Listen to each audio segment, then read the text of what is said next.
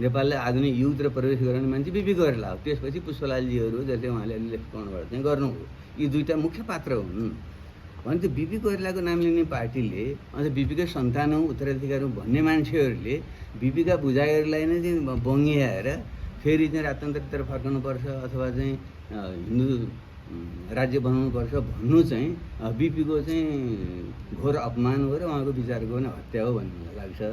अब शेरबहादुरजीले किन त्यसोहरू कुन बाध्यता हो, केही बाध्यता होलान् भन्ने मेरो अनुमान हो। त्यो भन्नुभयो त हुँदैन। उहाँ अब मेरो असल मित्र नै हो। फेरि अलिकति उहाँले बेला आफ्नो गल्ती कमजोरी पनि थिएला, गल्ती पनि गर्नुभएको छ, नराम्रो गल्ती पनि उहाँले गर्नुभएको छ।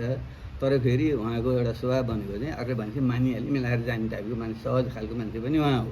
फेरि उहाँ अहिले जुन बकिएर आउनुभयो, खास गरी 5-5 महिना विदेशमा बसेर आउने बित्तिकै त्यसो गर्दाखेरि चाहिँ स्वतः चाहिँ शङ्काको सुई जाँदैन। उहाँको आफ्नो भनाइ होइन, कसको विचार बोल्नुभयो भन्ने त अर्थ लाग्छ। भने यस्तो बेलामा उहाँले गल्ती गर्नुभयो, त्यो उहाँले सच्याउनुपर्छ भन्ने।